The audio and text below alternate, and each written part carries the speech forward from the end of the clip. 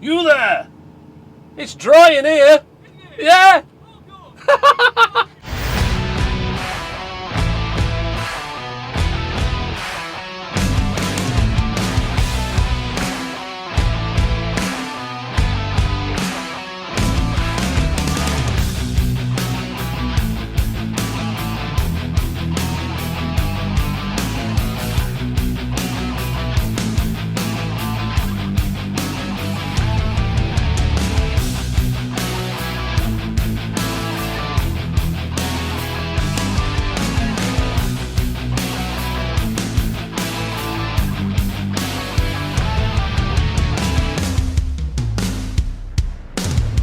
Ladies and gentlemen, hello and welcome along to another first impression piece from us. And I'll tell you what a whopper we have for you this time, don't we, Jeff? We do indeed, yeah. JCB's largest X-Series excavator, the 370, knocking on the door of 40 tonnes. Yeah, what a beast. That's it. So it's packing the new Cummins L9 engine, which is about top side of 320 horse.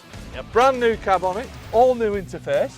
Yep. Lots for you to get your teeth stuck into, because we've got Jeff with us today, because he knows a damn sight more than me about plant machinery. So the plan is today, first of all, what we're going to do, Jeff and expert specialist from JCB, Mr. Tom Shipton, you and him, you're going to get a walk around of this machine, get all the ins and outs, and then once we've done that, Jeff is going to hop into the hot seat and give you guys and me a bit of a first impression, which should be good. So Jeff, expectations? Looking forward to it, Yeah. Really looking forward to it. I've already had a sneak peek in the cab, some rather fancy trim in there and a nice customisable 10-inch screen. And for older geezers like myself, you know, when you've got to reach for the reading glasses, a big screen can be really helpful sometimes. So yeah, I'm really looking forward to seeing how this is going to perform. Good stuff. Well, without further ado then, we will crack on.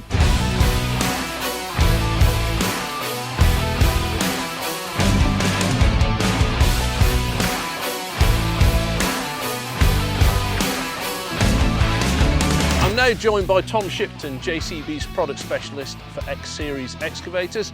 Tom, can you give us a bit of a run through on this largest X-Series that you've got today? Absolutely. So this is our all new 370X. This is a ground up redesign that we tasked our engineers with producing one of our market leading productivity and efficiency outputs. So starting at the business end, we've got the part that makes our customers money.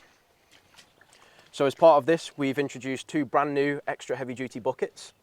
So this is our 2.34 cubic meter bucket, brand new, thicker plate steel, higher grade steel, wear bars for added protection as well, and a deeper profile, giving our operators more material per bucket.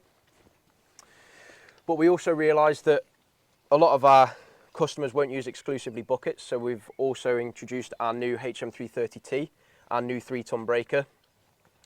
So with our new attachments requiring bigger digging forces, we've got new 100mm bucket pins, an increase over our JS370, which typically used our 90mm pin configuration. So this machine is a replacement for the JS370, is it? Effectively, yes. So ground up redesign, we wanted to put our name on the 37 to 40 ton market with this new machine. So we really wanted to come in, swing in and make sure that we're putting together one of our most robust systems yet.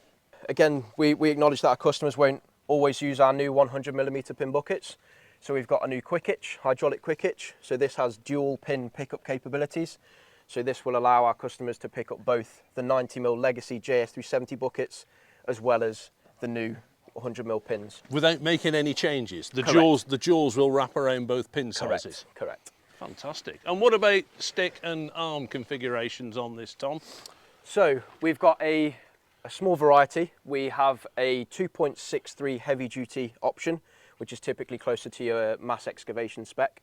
This machine here has our 3.2 meter standard. This also comes in a 3.2 meter heavy duty with wear bars for increased protection on the inside of the dipper. And then we've also got a 4.03 meter for that extra reach. Typically we'd see that kind of over in North America. And what about the boom? So the boom, at the moment we've got our 6.4 meter mono boom. That's as standard. And we've got a long reach option to follow, so we're only offering a 6.5 mono at the moment. So we're operating our machine at a much higher hydraulic system pressure as well. So with our outgoing JS, we were operating at 327 bar standard and 343 bar in boost. This now operates at 350 bar standard and 380 bar boost. So is that better suited to shears and grapples and nibblers? It's more of a hydraulic pressure to kind of feed these bigger structures. So with obviously all that increased system pressure, bigger attachments, we've needed to redesign the dig ends. So we've got improved castings at the key pivot points on the dipper and then at the boom foot also. We've got deeper sections on the dipper. We've got thickened steel as well. So we're making sure that we can cope with all of these increased digging forces that our customers want from a machine of this size. So we'll move on to the undercarriage. So this is your typical spider frame design, but we've deepened the section. We've got thicker plates. Tie down and lifting points are thickened also for better safety when you're transporting the machine. We have a uprated slew bearing ball races as standard, again to cope with those bit larger digging forces. So I guess none of this undercarriage has been carried over from the JS. It was a start again job, was it? Effectively, it was take inspiration and then redesign effectively. Yeah. Are there any parts that have come from the JS into this, or is it? Every aspect of the machine has been looked at and either adapted, adjusted, or completely Replaced, redesigned. yeah. Correct. Like I said, we wanted to send this to market with the message that this is to be taken seriously. This isn't a JS 370 dressed up. This is a very, very serious machine that we very much trust to You put a lot of time and effort into Correct. this, really, yeah, to there's get it where thousands it and is. thousands of hours that we've tested various parts of this machine. So we've had a test rig doing over 1 million duty cycles on the boom and dipper setup, making sure that the structures are up to the test. We've had hydraulics tuning and refinement with our new Cummins L9 engine. We've got all the latest gen Japanese hydraulic systems. So we've got a Kawasaki main pump and a Kayaba valve block. So Right. Japanese hydraulics, synonymous with reliability and used quite widely.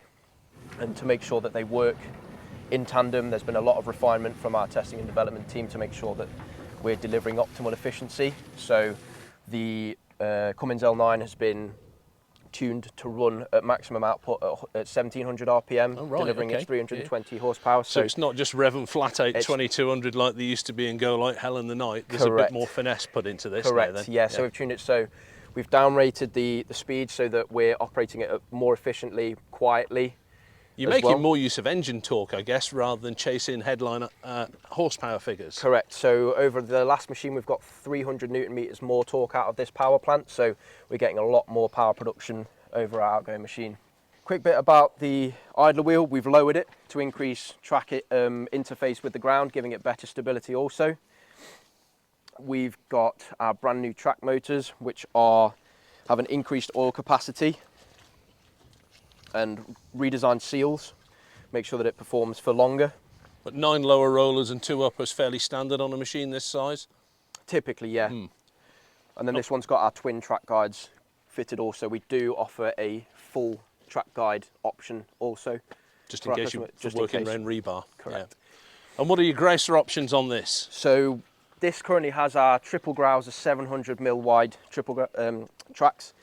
These range from 600 millimeters wide to 900 millimeters wide, depending on your ground bearing pressure requirements that you might need. We also offer a 600 mil double Grauser heavy duty spec for the kind of rocky quarry ground applications, really arduous applications where we want to see that extra traction from those double Grausers. You'll notice on our machine as well, we've got our UK spec high-vis handrail. This is our boxing ring.